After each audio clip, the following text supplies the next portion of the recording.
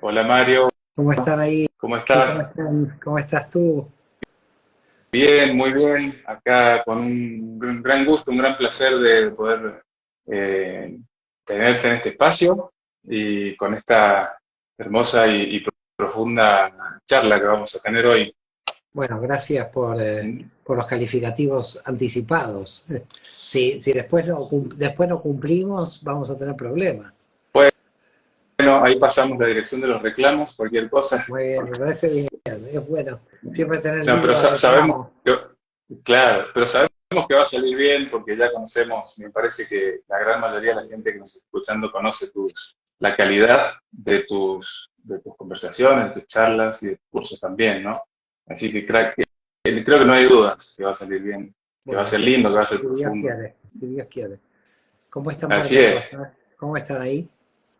Bueno, Mendoza, ya que lo mencionás, Mario, para la gente que se está uniendo, estamos desde Mendoza, somos el grupo SOT 22 Mendoza, Mendoza, Argentina.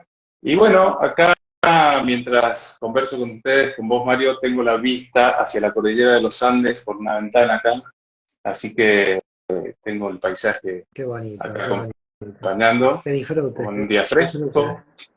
Gracias. Invierno fresco.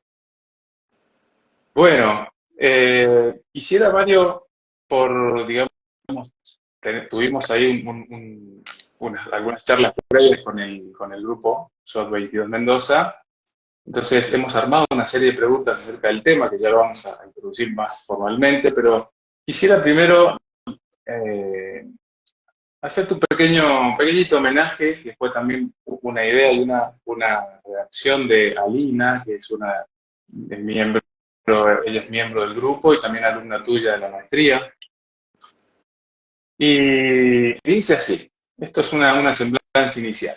Tu trayectoria es un sendero de excelencia donde la pasión por el conocimiento es la esencia. Con cada enseñanza y palabra compartida, despiertas en nosotros una sed incontenible de vida.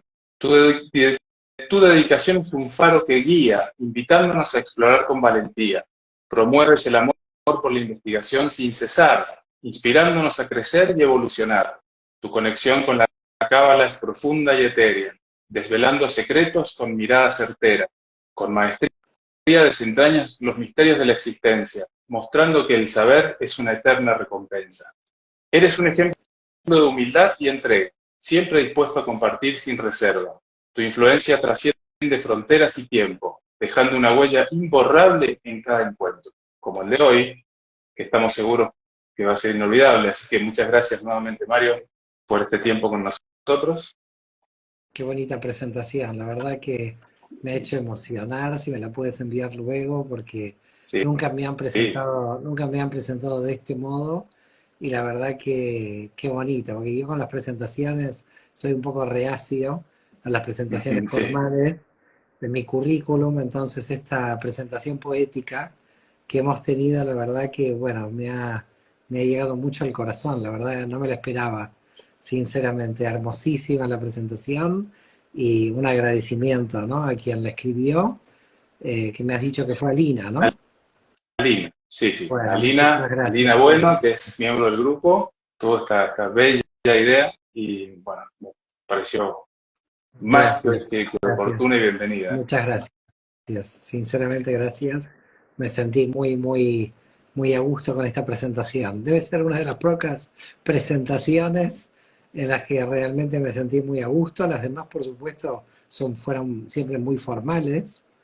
Sí, Y a veces yo siento cuando me presentan que es como una especie de pérdida de tiempo de no ir al mensaje.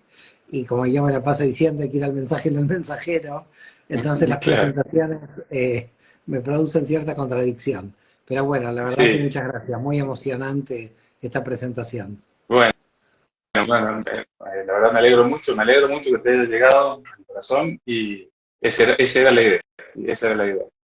Así que, bueno, vamos a ir al tema. Igual algún día me gustaría preguntarte cómo haces para estar en tantas cosas al mismo tiempo, ¿no? Doctorados, entrevistas, cursos, viajes. Yo Eh, creo es que un, debes tener, es un misterio porque sinceramente tampoco lo sé yo. Llega un momento que estoy en tantos lugares que, pero no, lo hago con tanta felicidad que no, nunca lo he sufrido, nunca. Verdad que en el 2022, y lo hemos hablado muchas veces con mi esposa, fue realmente un año muy extraño porque hemos volado de aquí para ahí Claro. y para alguien que le gusta la investigación y el estudio, fue un año que fue como me desnaturalicé en cierto modo, ¿no? Pero bueno, Me imagino. también el tema del exterior, de la difusión, también es importante. Uno si no estaría totalmente encerrado como un ermitaño. Y creo que lo bueno es tratar, bueno, el propio árbol de la vida lo estudiamos, ¿no? Equilibrar Tiferet con Yesod, equilibrar todo ese deseo de estar con uno, porque realmente hay que decirlo, yo soy muy feliz conmigo, en el sentido de que podría vivir encerrado y sería peligroso. Y al mismo tiempo también el contacto con la gente también me gusta mucho, y entonces en ambas la verdad que disfruto. Si bien es cierto que en el silencio de la soledad, uno puede llegar a profundizar en algunos temas, a veces mucho más que en lo social, porque lo social tiene una inercia, tiene un ruido, ¿no? Como un ruido de fondo, con lo cual también lo disfruto, pero obstruye un poco más a la reflexión. Pero por eso Claro. yo creo que hay que tener de las dos, así como a lo largo de la vida tenemos Yesod y Tiferet. En mi caso yo trato de tener las dos, pero te vuelvo a reiterar, ¿no? Y lo he dicho en algunas otras entrevistas, la pasión realmente que con lo que yo hago, mi trabajo, nunca me lleva a la conciencia de trabajo. Nunca tengo la Claro. conciencia de trabajo, con lo cual, por una parte es muy virtuosa y por el otro, como siempre, la paradoja es muy extraña, ¿no? Porque hay que ponerse límites, hay que intentar autoimponerse límites, porque si no uno podría vivir muy ilimitado esa pasión. También a la propia pasión hay Claro. que ponerle un límite. Pero bien, bien, muy feliz de estar aquí contigo. Bueno, bueno, igualmente nosotros, Mario, y eso yo, por lo menos es mi experiencia y lo que he conversado con otra gente, lo transmites. Esa pasión es contagiosa y a mí me contagia. ¿Sí? Después, bueno, yo no sé cómo hacer para organizar por ahí mis tiempos, tengo que tener mis problemitas con mi Binar, pero bueno, es muy contagioso y eh, a veces, no, es como el plus que tiene el mensaje, ¿no? Porque recién hablamos del mensaje, pero lo que contagias también es el plus, ¿no? Así que, bueno, muchas gracias nuevamente y nos vamos a ir al tema. Al final, bueno, vamos a estar conversando más o menos una hora, Mario, ¿te parece bien? Sí, sí, perfecto. Yo y 5 tendría que ya terminar.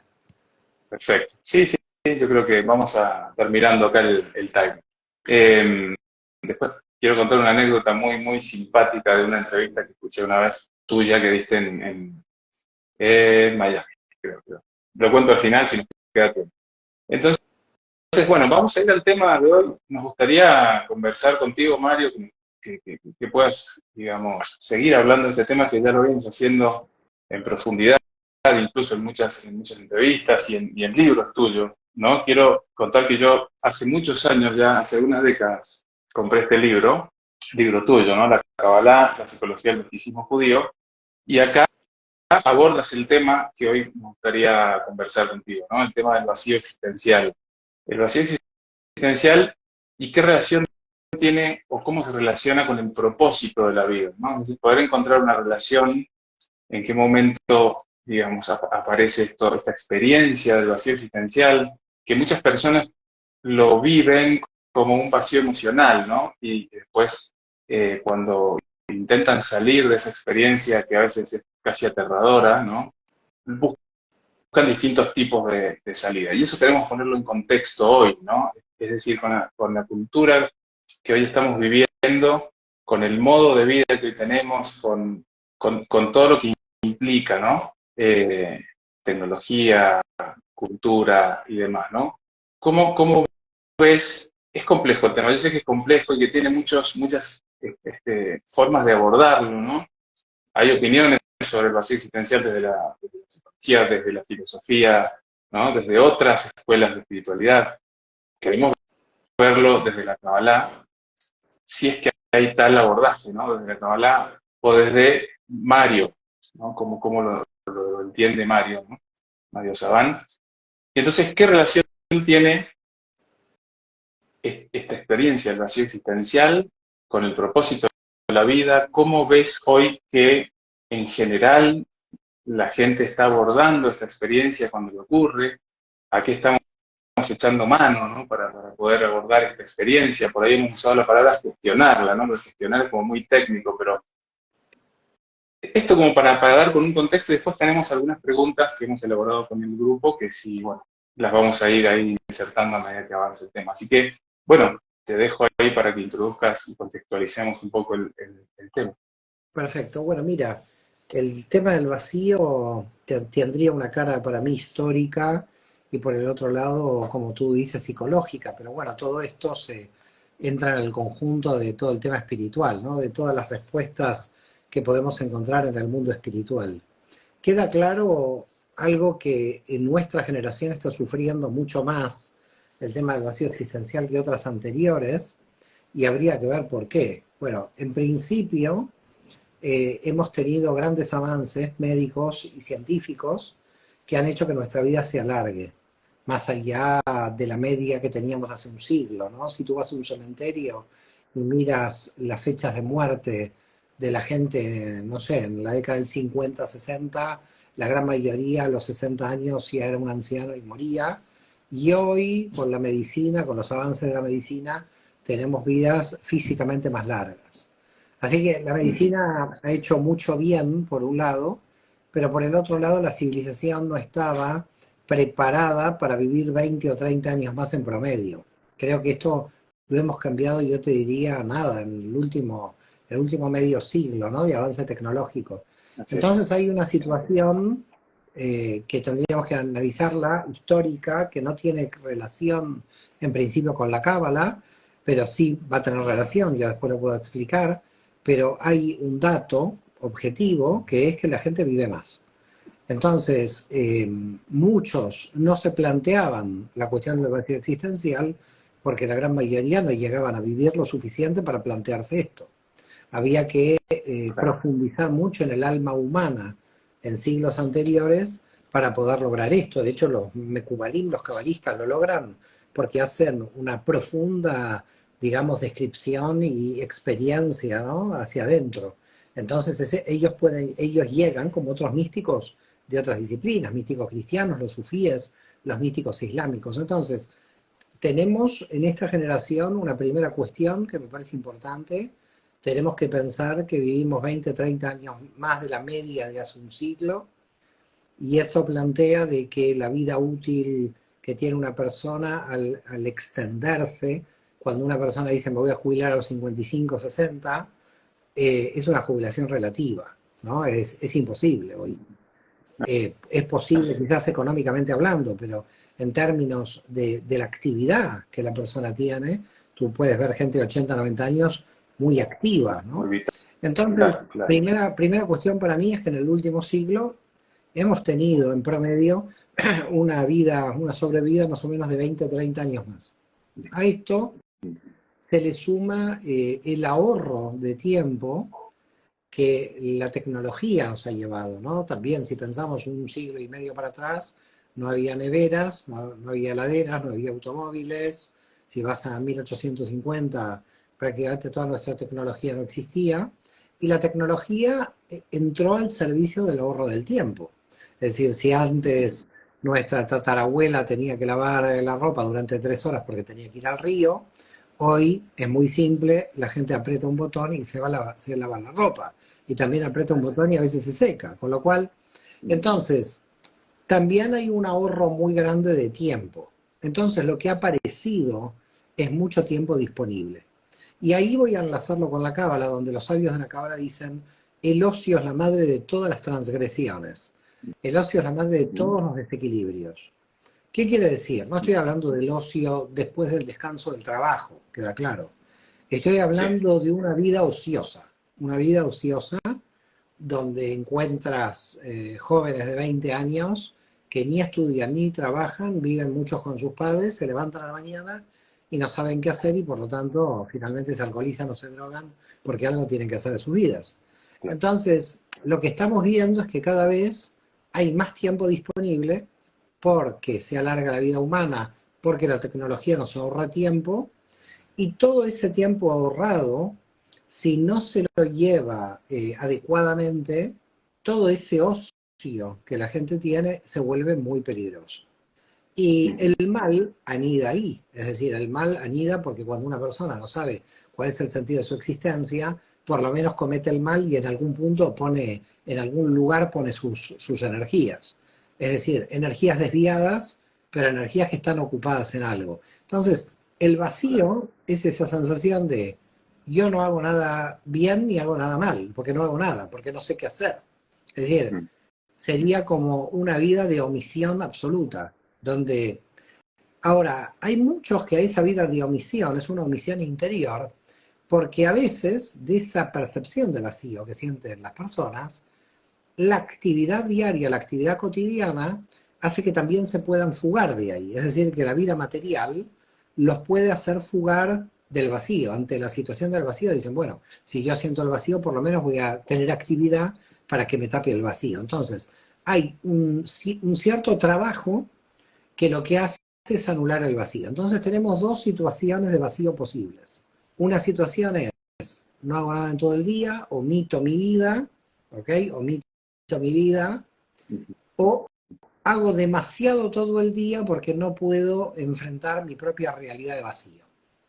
Entonces es un caso curioso, porque aunque la persona esté activa, puede estar ese vacío tapándolo a través de la actividad. Es decir, es una actividad superficial, una actividad inercial, donde la persona se siente vacía por dentro, pero huye hacia la realidad de la materia, tratando de ocuparse lo máximo posible para no pensar en esto, ¿no?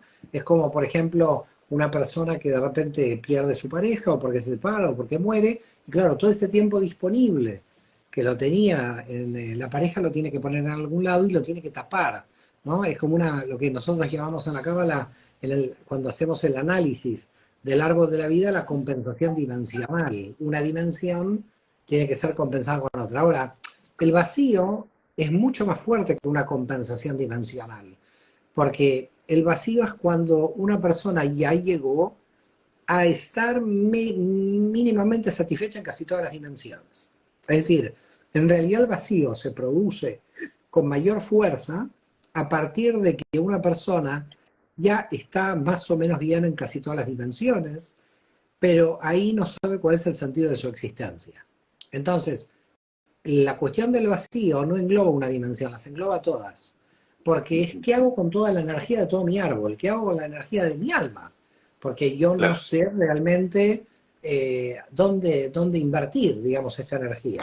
Porque te vuelvo a reiterar, si la voy a invertir mal, porque algo tengo que hacer con esta energía, y de ahí que surge el mal. Porque fíjate, el mal es malo, pero frente al vacío el mal no es tan malo, porque el mal viene y te dice, te voy a dar una identidad de malvado para que gastes tus energías. Es decir, que cuando aparece el mal, hay gente que por lo menos quiere ser mala, pero hacer algo de su vida y darle sentido a través de la maldad, que sentir el vacío existencial, dado que en la construcción no lo puede encontrar, dado que en un camino bondadoso, un camino de construcción, no lo puede encontrar. Entonces, fíjate dónde sitúan los cabalistas el vacío. Los cabalistas lo sitúan entre Gesed, Geburah, Jochma, Binah, Keter y Tiferet, ¿no? En el plexo. Estaría aquí como arriba del corazón, porque arriba de la Tiferet. Y se sitúa arriba de la identidad del yo. Y la pregunta es, ¿por qué se sitúa arriba de la identidad del yo? Porque claro, hay un momento donde el yo se aburra de sí mismo. Es decir, en realidad, cuando la gente va a terapia, todo el tiempo está hablando del yo como autorreferencial. Está bien, porque el trabajo que está haciendo es de alguna manera integrar las tinieblas, pero el problema es que cuando se pasa al vacío, que Freud no lo entendía ni por activa ni por pasiva, porque Freud frente al vacío, él escribió un pequeño trabajo en 1928 que se llama De la melancolía, donde él dice claramente, hay una persona, la persona melancólica está triste por haber perdido algo, pero no tiene objeto que perdió. No tiene ningún objeto que perdió, claro. Sí, tiene un gran objeto que perdió, el sentido de su vida.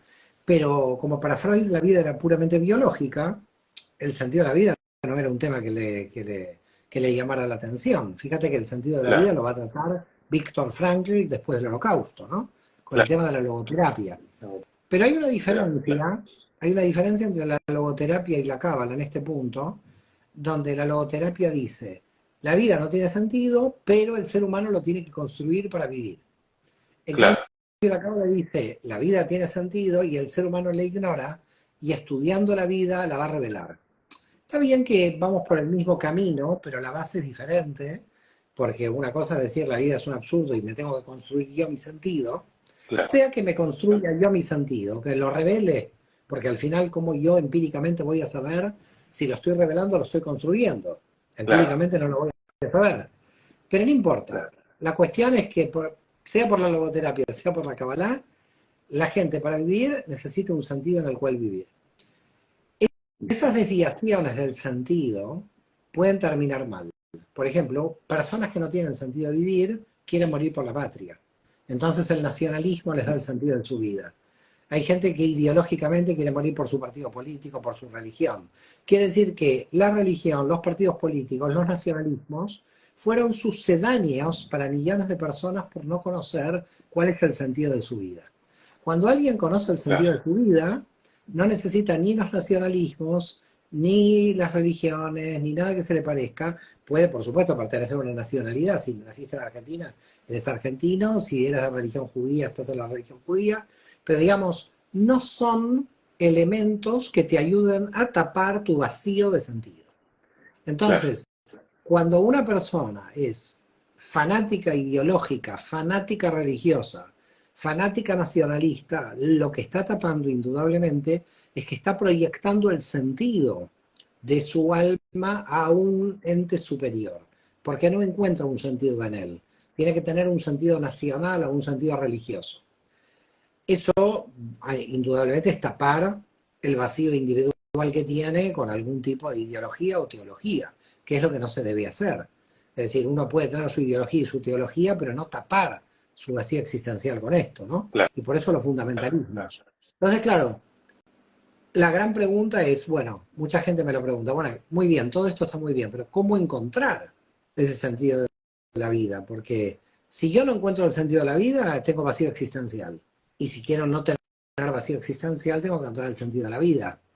Entonces sucede que el sentido de la vida no lo puedo encontrar cogiéndome de la cabeza y todo el día estar así pensando cuál es el sentido de la vida, sino claro, que tengo que actuar, aunque sea en lo superficial, sin sentido de la vida, no huyendo del vacío, sino tratando de ver dónde va a vibrar mi alma. Porque al final el sentido de la vida tiene con la vocación o la misión del alma. Es decir, cuando un alma tiene una misión, cuando un alma siente que tiene una misión, que puede ser una misión musical, la misión de esta persona es tocar el violín muy bien, por ejemplo, claro, claro, entonces donde ahí vibra esa persona, donde dice yo y el violín somos uno, para decirlo de alguna manera, sí, porque vibro ahí, porque mi misión se encuentra ahí, entonces podemos decir que encontró el sentido de la vida. No es fácil, hay gente que no lo encuentra tan rápido, que no sabe dónde vibrar, pero también sí lo que hay que hacer es responsabilizarse con el alma de cada uno y buscarlo. Es decir, porque el sentido es la búsqueda, no es un resultado. Es decir, el sentido lo estoy construyendo mientras estoy buscando, ¿no? Yo creo que aquí claro, hay una clara diferencia entre la concepción del Dios religioso y el Dios místico. Porque el Dios religioso es un resultado final y el Dios místico es un infinito de posibilidades, un infinito de preguntas. Entonces, creo que la gran ventaja de la mística, y en mi caso de la mística judía, es la posibilidad de infinitas preguntas donde el camino es el que de alguna manera me hace sentir a Dios, el propio camino. No es un resultado de la fe, de un dogma que me dijo tal y cual y que yo claro. tengo que seguir, O ¿no? un lugar al que se llega, tal vez, si no, Fíjate, es siempre un camino. fíjate que en el árbol de la vida, cuando estudiamos lo que tú estás diciendo, es la clipá de Keter. La clipá de Keter es creer que uno ha llegado. La gran pregunta, ¿uno a dónde llegó? No llegó a ninguna parte. Uno lo que hace es Claro, seguir avanzando, ¿no? Yo a dónde llegué, no sé, no llegué a ningún lado. Yo todos los días lo que yo estoy es conectándome con mis libros, con mi estudio, con mis avances o involuciones o lo que sea, pero digamos, estoy siempre tratando de buscar. Y creo que es ahí donde está todo, digamos, el sentido está en el proceso, no está en un resultado final. Un proceso que puede ser que tenga a veces la percepción de avance y de retroceso, ¿no? Digo percepción, o tal vez sea realmente objetivo, ¿no? Un avance y un retroceso. Sí, sí, totalmente. Y los retrocesos son excelentes avances. Los Claro, retrocesos no son retrocesos. El que entra en la dualidad avance-retroceso es el que lo analiza desde un punto de vista racional. Pero no hay avances-retrocesos, todo es avance. todo eso. El avance es avance y el retroceso es avance. El problema de mucha gente de creer que el retroceso no es avance, sino el retroceso es un retroceso en serio, es que está analizando la vida mal, porque no está tomando la vida como un aprendizaje. Está Claro, tomando la vida otra vez en función de los resultados. Fíjate, claro. es decir, tengo avance cuando tuve un resultado, tengo un retroceso cuando no obtuve el resultado. Quiere decir que el binomio avance-retroceso está basado en los resultados.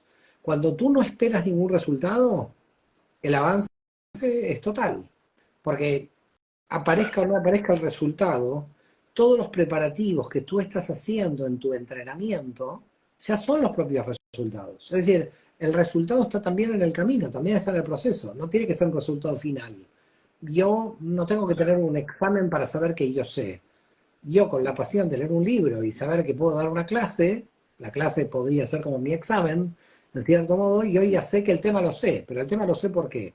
Porque bueno, porque me preparé para la clase. Por lo tanto, a mí me gusta mucho esa enseñanza que dice Nachman de Bratslav, que todos son preparativos, ¿no? Cuando le dijeron, ¿usted escribió muchos libros? No, escribí muchas introducciones. ¿Cómo introducciones? Sí, introducciones a otras introducciones. Es como que Claro, nunca llega el libro, ¿no? Entonces, claro. él decía, todos mis libros son introducciones. Yo te diría que todo en la vida son introducciones, todo en la vida son entrenamientos. Alguien me podría decir, bueno, ¿para qué estás estudiando? Y para crecer. No, pero ¿para qué? ¿Cuál es el resultado? Bueno, si lo vemos así, quizás para dar una clase, pero tampoco. Porque yo he estudiado muchos temas de Kabbalah que nunca, jamás vi ninguna clase de ese tema. Es decir, hay temas de la Kabbalah muy complejos que ya uno dice, bueno, ¿qué tipo de interés puede tener este tema en la media, ¿no?, del alumnado? Y entonces muchas Claro. veces yo puedo estar estudiando en función de mi crecimiento, no estudiando en función de una clase. Entonces, claro, alguien viene de fuera y dice, verá, todo este estudio es inútil, porque no es en función de una clase, es en función de un resultado. No, no, todo este Claro. estudio es muy útil, es a favor de mi crecimiento. No es que tengo que Ujú. todo el tiempo estar de manera utilitaria, teniendo una visión utilitaria de la realidad. Es lo peor Claro. que alguien puede hacer en la Kabbalah, tener una visión utilitaria de la realidad o de su Ujú. propio crecimiento. Uno tiene que crecer, su alma lo empuja a seguir creciendo y sin resultado uno tiene que seguir creciendo. Por eso digo, si es todo aprendizaje no hay fracaso. Claro, claro. Hay una marca muy fuerte de estos tiempos, ¿no? Como el signo de estos tiempos, lo digo yo así, ¿no? De que hay que conseguir resultados, ¿no? Hay mucho de eso. ¿Cómo lo ves, Mario? Eso influye, y sobre todo cuando no hay un yo bien estructurado, un yo fuerte, ¿no? Entonces, eso, Mira, a mí, yo con el tiempo cada vez he disfrutado mucho más todos los procesos y no el resultado, porque el resultado es el final del proceso y ya no puedes disfrutar más ese camino, ¿no? Es como una persona que claro, estuvo en una licenciatura, disfrutó su carrera 5 años, terminó, le dieron el título y dice, menos mal que me dieron el título, no quiero estar nunca más. Esta persona no disfrutó. Pero el que disfruta ve con nostalgia en la universidad cuando tenía la licenciatura, porque su disfrute fue tan alto que en realidad que se termine ese periodo de tanto disfrute. Por eso claro. yo muchas veces digo, quien disfruta todos los periodos de la vida, sea cuales fueran, o todos los procesos, o todo el día, y encuentra en eso ordinario, en eso cotidiano lo extraordinario, es realmente quien encuentra el sentido de todo.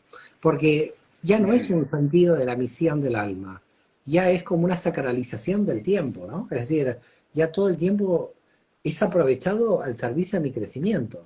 Entonces, no es aprovechado al servicio de un resultado exterior.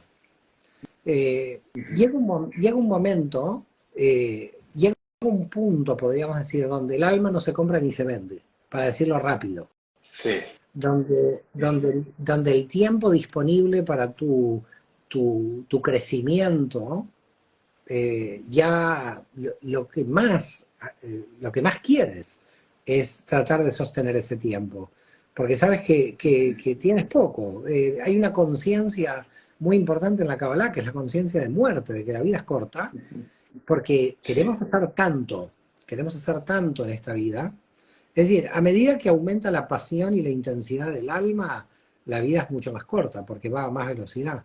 Como decía mm, una persona amiga, la persona triste tiene solamente una ventaja: la vida se la vuelve eterna, porque es claro, como, no se le pasa rápido, es como que no muere tan rápido. claro, Pero esa es la única claro, ventaja de estar triste. Cuando alguien me dice estoy muy triste, bueno, te voy a decir cuál es la ventaja. La única ventaja de estar triste es que tenés más años de vida, se te pasa más lento. claro. Claro, la percepción de... Hace poco escuché una frase que decía, ¿qué viene primero, el próximo día o la muerte? ¿No? Eh, Como saberlo. yo creo que siempre estamos muriendo. Así que si tú vives en una muerte permanente, estás viviendo en un nacimiento permanente. Así que el próximo día es relativo. Claro. Mario, van apareciendo naturalmente acá un montón de preguntas, algunas se me escapan, algunas me las apuntan por acá, y también tenemos las preguntas que habíamos elaborado nosotros. Muchas de ellas han quedado ya respondidas con toda esta primera parte, ¿no? Pero quiero tomar algunas preguntas que han hecho recién. Hay algunas que pido disculpas porque hay más de 200 personas y no alcanzo a verlas todas las preguntas, ¿no? Pero eh, por ejemplo, preguntaban más temprano si recomiendas meditar con los 72 nombres de Dios, ¿no? Imagino yo que en el contexto de lo que estamos hablando, ¿no? Para poder conectar con el sentido de la vida. Mira, yo no puedo recomendar si no conozco a la persona, porque esto es lo mismo que alguien me pregunte si recomiendo ibuprofeno. Si Claro, Yo no puedo recomendar ibuprofeno porque tengo que ver el estado en que se encuentra el paciente, digamos, ¿no? claro, Entonces, si a mí me genial. dicen, me recomendan los 72 nombres y es una persona que recién entra en la Kabbalah y no sabe cómo controlar las energías, no lo recomiendo. Si es una persona que ya está entrenada en temas de Kabbalah, sí lo recomiendo. En términos de Kabbalah es una homeopatía espiritual, no se puede recomendar todo a todos. Yo, por ejemplo, di un ejemplo hace muchos años. Yo tenía una alumna en Cábala que le dije que no le convenía venir a los cursos de Cábala. Y la mujer flipaba en colores, como se dice aquí en España, porque decía, ¿cómo puede ser? Me está echando. Le digo, no, no, es que no le estoy echando, es que usted es muy mental y usted está tomando la parte teórica de la Cábala, que es muy mental, y usted tendría que estar haciendo yoga o tendría que estar meditando en otro lado, pero no tendría que Equilibrando estar, claro, porque se reforzaba su teoría. Entonces, no claro, en todos los casos hay que recomendar algo. Una persona con mucha vina no le voy a recomendar lo mismo que una persona con mucha jojma. Entonces, para yo dar una recomendación, tengo que ver el alma de la persona y qué desequilibrios tiene.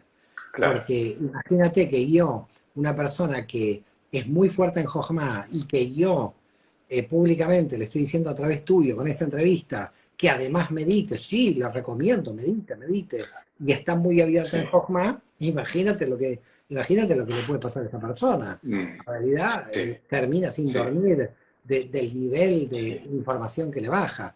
Entonces sí. hay que ser muy responsables de no recomendar nada a nadie hasta no conocer la estructura del alma que tiene a partir del árbol de la vida. Yo no sé la gente que nos está escuchando en este momento, pero a mí me ha parecido súper importante lo que acabas de decir, ¿no? Todo es importante, sin duda. Esto particularmente me parece una importancia tremenda, ¿no? Y yo puedo contar así muy cortito para no ocupar tiempo de tu charla, ¿no? Pero yo levanto la mano y soy uno de los que en algún momento de mi vida, a través de ciertas meditaciones cabalísticas, lo que encontré fue que se me desequilibró todo. Las relaciones, un gran desequilibrio, pasé por un gran desequilibrio, hasta que, bueno, no sé, creo que empecé a entender, creo. Y ahí me fui Bueno, equilibrando un poco, pero no, o eres un desequilibrado feliz. oh, Nunca se sabe oh, si uno, nunca se sabe si uno realmente se equilibró o es un desequilibrado feliz. Pero hay que ser muy responsables en el mundo espiritual, porque lamentablemente cuando se actúa sin seriedad en el mundo espiritual se lanzan ideas en el aire hay que entender de que mucha gente está escuchando del otro lado y uno tiene una responsabilidad muy grande. No puede decirle a la gente, vamos a tirarnos al pozo, porque no, sea, no hay que... Si uno se quiere tirar al pozo, que se tire solo. Pero uno no puede englobar, generalizar y llevar a la gente a sitios donde no está preparada y donde uno no conoce a dónde va a llegar el discurso. Entonces, a medida que el tema de la Kabbalah se va extendiendo y de repente va llegando más esto, hay que ser cautos. Eso no quiere decir que la cautela no sea no avanzar, que se entienda. Yo creo que Sí, justamente la cautela es buscar. Jay Michelson, el gran cabalista americano, dice, cuando en la cábala frenamos de buscar es para ver cómo buscamos por otros medios, con otras estrategias. Ahora, cuando yo digo cautela, no digo frenar la búsqueda, que no se me entienda mal, digo buscar otras estrategias de búsqueda. Entonces sigues buscando, pero a veces hay estrategias que para diversos tipos de personalidad son mucho más adecuadas que para otras. Entonces, lo que tiene que hacer cada uno de nosotros es buscar qué es lo más adecuado, ¿no? Es decir, lo más adecuado para mí no es escuchar rock and roll, porque ahí no me pasa nada, al contrario. Pero lo más adecuado para mí es la música clásica barroca. Otro, probablemente lo más adecuado sea hacer deporte, o lo más adecuado sea hacer yoga, donde el alma de la persona puede conectarse, eso es lo que tiene que buscar. Por supuesto, hay gente que se conecta con los 72 nombres de Dios, pero hay que ir cautos, como diciendo, no crea que usted se va a conectar por ahí. Puede ser que se conecte por los sueños, por las visualizaciones. eh, hay que ver por dónde se conecta. Lo importante no es el método de conexión, porque si no, estaríamos operando desde el ego. Lo importante es si tú encuentras el método de conexión que tu alma pide. ¿Dónde tu alma se siente feliz? En el método de conexión que necesita. qué genial esto último que acabas de decir, Mario. Que lo importante no es el método de conexión porque ahí aparece el ego. Eso me parece también para Y hay egos, anotarlo. hay egos que utilizan, hay egos que utilizan mucho los métodos. Bueno, hay egos que utilizan mucho todo, ¿no? A favor del ego. Pero hay que tener cuidado porque la gente se puede quedar en el método.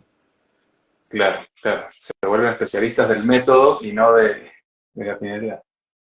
Bueno, voy a tratar de intercalar algunas preguntas que habíamos elaborado en el grupo y otras que van apareciendo, ¿no? Entonces, una de las preguntas que teníamos preparadas, por ahí ya quedó respondida, pero la voy a hacer para honrar un poco que teníamos acá esta listita, ¿no? Que es, ante esta experiencia de la sociedad existencial, ¿cómo, y de acá hemos de nuevo usado la palabra gestionar, ¿no? ¿Cómo gestionamos esto, esta experiencia de la sociedad existencial, teniendo en cuenta esto que decías más temprano, ¿no? Que hay mucha más energía disponible, tiempo disponible, recursos disponibles.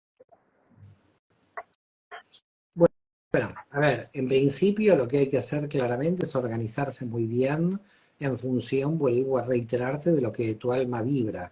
Ahora alguien puede decir, mi alma no vibra en nada, lo cual también es posible.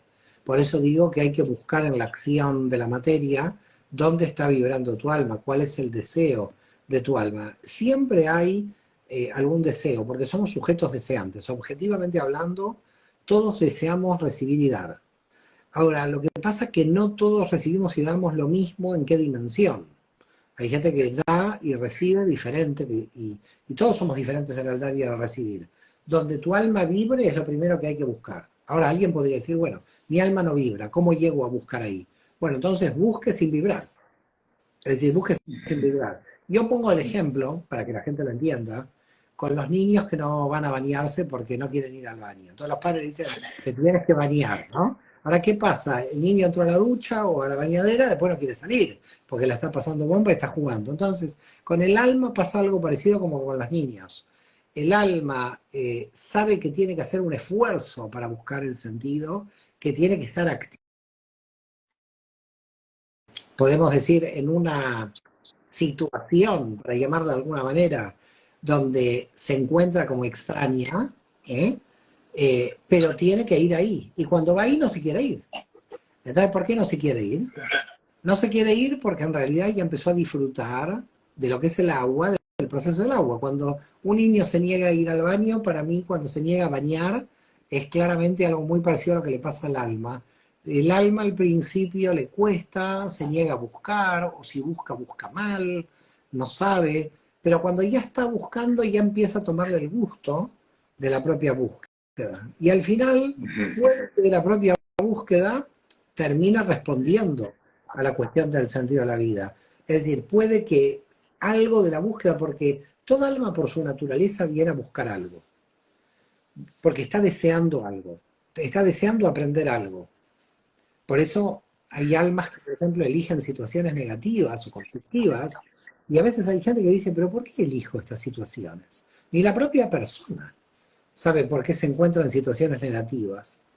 Y es que está aprendiendo de esa situación negativa. Es como que ha buscado, en cierto modo, esa situación negativa para ver cómo sale de ahí y cómo va a aprender. Entonces, no hay que ponerse a veces en plan victimista, porque el plan victimista a veces no funciona, yo digo la mayoría de las veces no funciona, porque ahí estás aprendiendo algo, te has metido en ese lío, te has metido en ese mal, te has metido con esa persona conflictiva, o te has metido en una situación conflictiva, donde uno conscientemente dice, no, yo no me metí, yo he terminado aquí por las circunstancias de la vida, pero el alma ha buscado este problema, este conflicto, esta situación, para ver, porque ahí está el punto, ¿qué es lo que va a aprender en esa situación?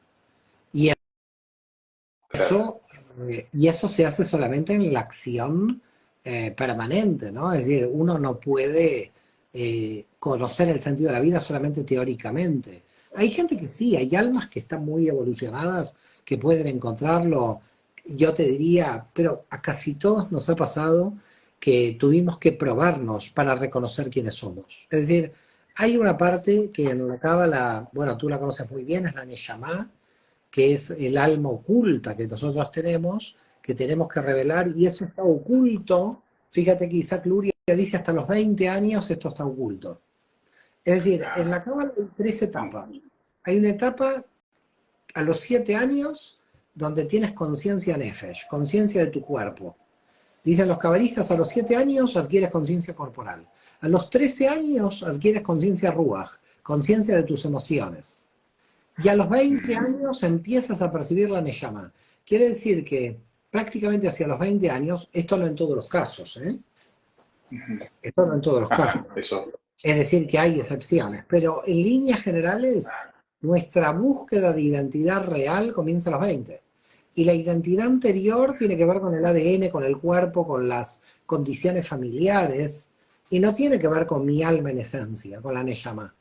Entonces, encontrarse con la Neshama es un gran descubrimiento, porque es lo que te pone feliz.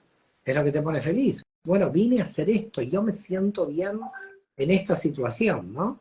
Cuando reconoces a tu alma, bueno, es increíble. Lo que pasa que, claro, a veces la crisis es tan brutal que te puedes cargar todo, ¿no? Relaciones o amigos, etcétera. Es decir, el cambio que uno produce por encontrarse a uno, claro, a uno lo puede enajenar de el círculo que le rodeaba, porque el círculo que le rodeaba no entiende quién es. Es como que cambió la personalidad, ¿no? Murió la anterior y apareció una nueva. Es decir, la Neshama succionó al Ruach y al Nefesh, y ahora la Neshama dice yo, porque la Neshama básicamente tiene como un sentido de urgencia. Y por eso cada año que pasa la Neshama se pone más fuerte. ¿Qué quiere decir? El sentido de urgencia. Como me queda menos tiempo de vida antes de mi muerte, yo quiero hacer todo lo que mi alma quiere antes de morir. Y eso es la Neshama. La Neshama lo que quiere es rectificar, no es a nivel del hedonismo placentero, sino estamos hablando en otro nivel, en el nivel de qué propósito tengo en esta existencia que si me muero mañana no cumplo con este propósito.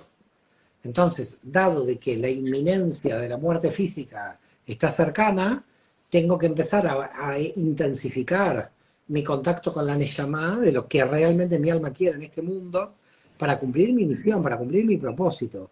De lo contrario, voy a vivir en el vacío existencial, voy a vivir huyendo de ese vacío existencial a la superficie y realizando acciones que no tienen ningún sentido porque tanto las mayores como las menores no tienen ninguna jerarquía las acciones que realice, porque como no hay ningún sentido, ¿Cuándo podemos encontrar que la persona se está acercando al sentido? Mira, voy a dar una Eso, pequeña ayuda a los que nos están eso. viendo. Cuando una persona se está acercando a, siento que me estoy acercando al sentido, que lo hace inconsciente, ¿eh? Así que por eso digo, vamos a poner en consciente una pequeña ayuda. Cuando Ok. una persona en una situación se aburre y está matando el tiempo, entonces la pregunta es que hay situaciones donde no se aburre y no mata el tiempo. Es decir, Ujú. si una persona siente que está matando su tiempo porque no tiene nada que hacer ahí, porque no le encuentra el sentido de estar ahí, porque no le encuentra el Ujú. sentido de estar en esa reunión, quiere decir que esa reunión, lo que está sucediendo ahí, que no la está haciendo crecer en función del sentido de su alma. Y que si en esa reunión se siente bien, de alguna manera esa reunión le está dando información del sentido de su alma. Por ese motivo, cuando alguien se siente mal en un sitio que se quiere ir, ya sabe que su alma está sintiendo que ahí no tiene que estar porque no le da nada de información para su crecimiento. Ya Qué bueno. ya tiene una pequeña percepción de que Sí. ya donde se está sintiendo feliz y donde siente que aprovecha el tiempo, lo aprovecha en función del sentido de su alma. Y cuando ve que está matando el tiempo, lo mata en función del sentido de su alma. Quiere decir que estoy perdiendo el tiempo. ¿Y por qué siento que pierdo el tiempo? Porque no estoy cumpliendo con mi sentido. Entonces, Ujú. aprovechar el tiempo, perder el tiempo en términos de cábala, define la naturaleza del alma. El alma, cuando siente Ajá. que pierde el tiempo, dice, estoy con una persona, hace 2 horas, siento que acá no tenía que estar. Pero Mm. de repente estoy con una persona 5 horas y siento que estoy creciendo. ¿Y cómo es posible? Con la otra siento que mato el tiempo y con esta siento que crezco. ¿Por qué?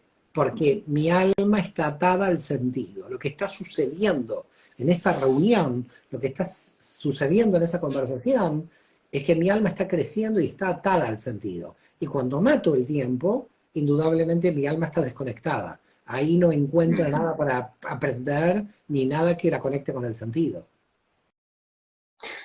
Bueno, sí, acá hay mucha gente que está eh, contenta con esto que está escuchando, ¿no? Qué bueno, qué bueno. Y también de alguna manera responde una de las preguntas que teníamos, ¿no? Que acá era un poco, ¿qué recomiendas, práctica o lo que fuera, ¿no? Para acceder a ese potencial de nuestra llamada, para encontrarse con eso, si hay algo extra que se pueda Mira, hacer. lo primero que todo es conocer bien el sentido del alma, es decir, la estructura del alma, no el sentido que es el árbol de la vida. Yo siempre a todos aquellos que quieran realmente comenzar en este proceso espiritual es primero un autoconocimiento profundo de las dimensiones y saber dónde están los desequilibrios. Porque fíjate por qué empiezo por ahí. Cuando alguien tiene un desequilibrio, yo no hablo en términos morales, sino en términos de física. Cuando alguien tiene un desequilibrio es como pérdida de energía todo el tiempo. Es como un apartamento que pierde agua y que cuando te llega la cuenta del agua dices, ¿qué es esta cuenta del agua? Si yo no gasté esta cuenta del agua, ¿por qué hay una pérdida? Entonces, el mal hace que tú pierdas energía. Esta es casi la característica del mal general. Entonces, ¿por qué hay que corregir los desequilibrios? Porque no estamos en condiciones de perder energías por los desequilibrios. Porque los desequilibrios nos hacen perder energía. ¿Qué pasa cuando encontramos una persona muy desequilibrada? Que terminamos muy agotados, terminamos muy cansados de Ujú. los desequilibrios que tiene el otro. ¿Por qué? Sí. Porque no le está encontrando el otro solución, nosotros tampoco somos el mesías del otro para darle a veces ninguna solución. Entonces hay que hacer primero para mí un trabajo de ahorro de energía, conociendo el árbol de la vida y viendo dónde están las pérdidas de energía. Cuando ya Ujú. lograste esto, cuando ya lograste saber dónde están los puntos de pérdida de energía, empezar a trabajar para no perderla, claro. Empezar a corregir ese tipo de energía, ver cuáles pueden ser las causas, las consecuencias de ese tipo de energía. A veces sucede una cosa muy interesante, que mientras tú estás trabajando el desequilibrio en una dimensión, ese desequilibrio se transforma en el sentido de tu vida. ¿Por qué motivo? Porque Ajá. superas el desequilibrio, lo equilibras y te sientes tan feliz de haber terminado con ese desequilibrio que a partir de ahora quieres mostrarle al mundo cómo se puede equilibrar ese desequilibrio y se te vuelve el sentido de tu vida. Por ejemplo, hay muchos exalcohólicos que cuando lograron ellos, con su sistema de pensamiento, entrenamiento y percepción, terminar con el alcoholismo, ellos se pusieron como a difundir su método A porque difundir. encontraron en esto el sentido de su vida. Quiere decir que Conozco gente así. el desequilibrio los volvió al sentido de su vida. Mira Woody Allen. Woody Allen todos los desequilibrios nos los vendió en películas. Así que el tipo se hizo millonario con sus desequilibrios. Así, todos los desequilibrios de Woody Allen los vendió. En vez de pagarle a un terapeuta, nosotros le pagamos a él. Entonces, fíjate que a veces lo que parece ser el desequilibrio termina constituyendo el sentido de la vida de uno. Claro. Qué bueno esto último también. Bueno, la verdad que esta entrevista está llena de tips espectaculares, muy, muy profundos. Muy... Acá quiero contarle a la gente que están preguntando, veo que aparecen preguntas por ahí. Sí, al menos nosotros vamos a dejarlo grabado, este vivo, y en todo caso vemos también de ponerlo por YouTube o alguna otra plataforma. Mario, hay varias preguntas acá, nos quedan 10 minutos, 9 minutos, así que voy a ir eligiendo algunas. Por ejemplo, hay una pregunta que dice si el sentido de la vida, si es lo mismo encontrar el sentido de la vida que el sentido de cada vida en particular. No, el sentido de la vida en general, el alma tiene un sentido. Aunque esté rotando y reencarne y vuelva, esa alma está cumpliendo. Lo que pasa es que, claro, en cada una de las vidas tiene que sacar el sentido de su alma para que su vida sea coherente, porque si no, va a haber una lucha entre los condicionamientos sociales y el sentido del alma. Entonces, yo diría que hay un sentido no de la vida, hay un sentido del alma, que si yo termino esta vida, vuelvo a continuar con mi sentido. No solamente porque no terminé mi rectificación, sino también porque puedo llegar la humanidad, o el universo, mejor dicho, puede necesitar que se revele nuevamente esta energía para aprender, para que otros aprendan, ¿no? Entonces, como decía Jaime Vital, que a veces hay almas que no tendrían que reencarnar nuevamente, porque ya han cumplido con su tikkun, con su rectificación, pero vienen a ayudar al tikkun olam, a la rectificación del universo. Entonces, Ajá. hay un sentido del alma, no hay un sentido de la vida individual. Entonces, hay un sentido del alma y me parece que alguien también pregunta si la existencia, esto ahora lo pongo yo en palabras, por ahí estoy mal interpretando la pregunta original, ¿no? Pero me parece, si hay un sentido de la existencia como tal versus lo que acabas de comentar, el sentido del alma en particular, Por como acabas de supuesto, decirlo. claro Hay que sí. también una... Hay un sentido de la existencia global, y que en ese sentido de la existencia global el alma cumple una función en ese proyecto. Lo que pasa es que el proyecto es tan grande, el proyecto del universo, que nuestra mente finita no lo puede llegar a captar. Pero porque nosotros llegamos a captar lo que nosotros... A ver, voy a poner un ejemplo para que la gente lo entienda. Imagínate una fábrica. Hay un obrero que pone un tornillo, hay un obrero que pone esto, hay un obrero que pone el otro, pero el sentido de todo el vehículo que se está creando yo no lo veo. El que pone el tornillo no ve todo el vehículo, el que pone el asiento no ve todo el vehículo, el que pone el neumático no ve todo el vehículo. Es decir, al final se ve el vehículo muy al final. Entonces, cada alma viene a cumplir una función determinada en el proceso, que solamente sabe que vino por un tornillo o que vino por una, y que parece que en el plan global es como, esto es una tontería, yo vine para hacer pan a este punto y me siento en el éxtasis de hacer pan, sí, pero usted no sabe en el proyecto general cuál es el sentido que está cumpliendo. Porque hay un secreto en la cábala que a mí me gusta mucho, y el secreto es que en verdad el alma está decodificando información cosmogónica. Es decir, el alma no es psicológica, no es un yo. El alma es parte del cosmos, es una información cósmica. Entonces, yo no soy lo que soy por lo que soy. Yo soy lo que soy porque el cosmos pide de mí ser lo que soy. Esta sería la cuestión. Es decir, las energías del cosmos se encarnan en mí, por eso Jesús va a decir yo y el Padre somos uno. Las energías del cosmos se encarnan en mí. ¿Y por qué se encarnan en mí? Se encarnan en mí porque vieron que esta vasija estaba apta para que esas energías se encarnen. Ahora, se encarnan en mí para que tengan esta experiencia. Pero ¿quién está teniendo esta experiencia? Yo no, yo es una construcción mental. Son las energías del cosmos los que están teniendo esta experiencia cósmica.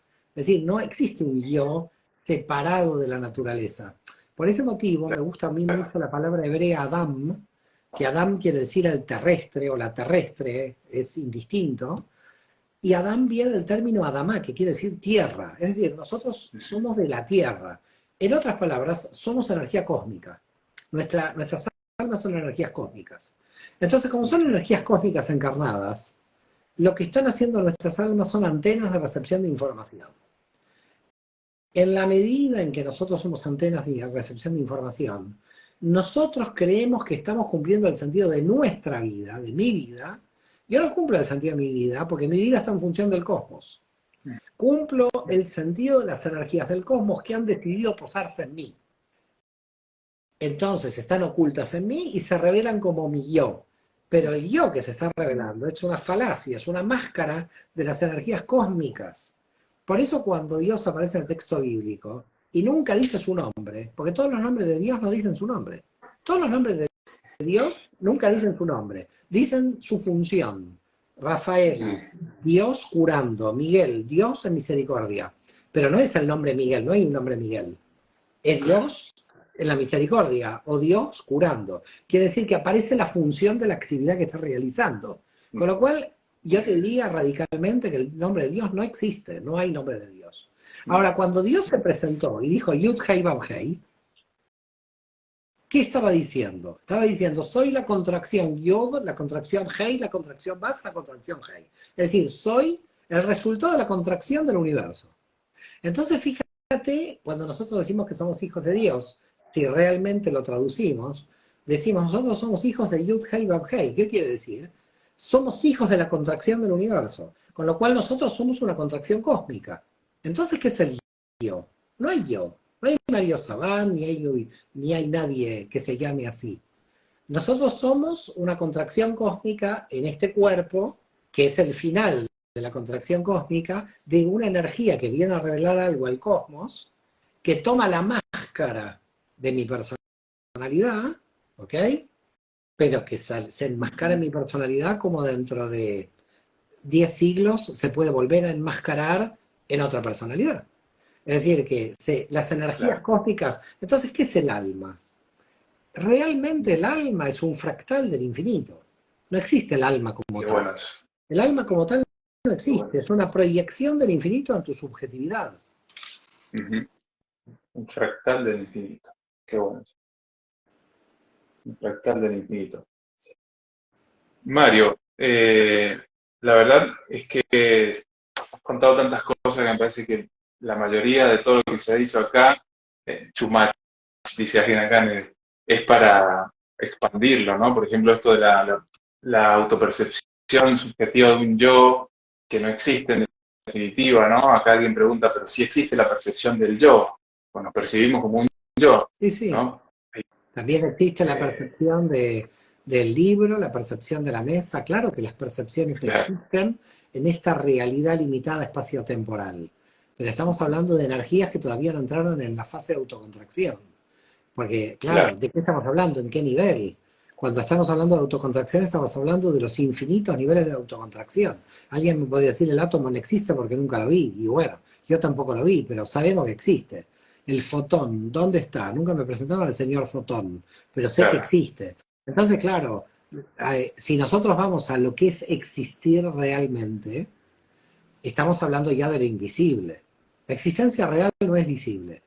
La existencia visible, lo que nosotros llamamos existencia visible, son máscaras de las reales energías que existen. Mientras más cerca de la matriz del infinito estás, más realmente eso existe.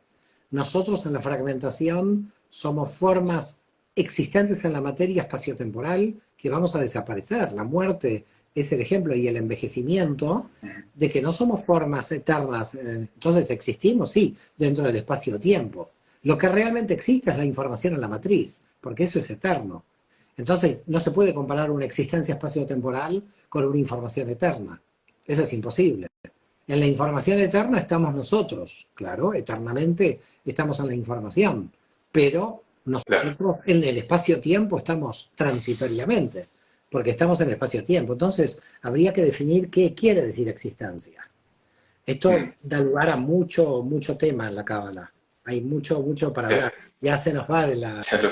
se nos va de Se nos nuestro tiempo. va, se nos va y hemos llegado casi ya al límite. La verdad que quedan muchísimas preguntas, preguntas muy, muy interesantes que me hubiese gustado hacer, pero bueno, creo que tenemos Mario para rato, ojalá, ¿no? No lo sé, Mario para rato hay mucho. depende de las fuerzas cósmicas, no depende de mí. de- No me lo puedes, claro, no me lo puedes preguntar a mí, tendríamos que hablar con las fuerzas cósmicas. claro, tendremos que conectar. Yo lo que puedo decir de mi punto de vista particular es que este libro desarrolla prácticamente todo lo que sea lo que has comentado acá, Mario, ¿verdad? Creo que no exagero al decirlo así.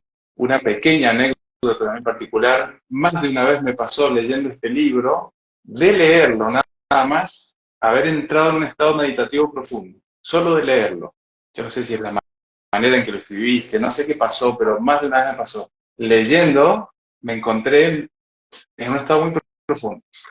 Eh, así que bueno, Mario, muchísimas gracias. No quiero Un aprovecharme placer, un placer muy del grande. tiempo. Gracias a ti gracias a todo el grupo SOT 22 Mendoza. Un abrazo grande a todos. Y Un gracias por abrazo una grande. entrevista muy, muy bonita. Gracias. Una última anécdota muy cortita antes que te vayas, que quería contar, que me causó mucha gracia, me parece muy simpática, y es que estabas terminando de dar una conferencia en Miami hace mucho, no recuerdo bien cuándo, y una persona del público dice, una última pregunta y lo libero. Eso me causó mucha gracia. Entonces tú dijiste, no, yo ya estoy liberado. No, yo no tengo que venir acá para liberarme. ¿Usted cree que yo tenía que venir acá para liberarme? No, yo ya me liberé hace mucho. Causó mucha gracia. Un Muchas abrazo gracias, grande, Mario. gracias. Un abrazo Un abrazo fuerte. grande. Con todo. Gracias. Shalom, shalom a todos. Muchas gracias. Shalom.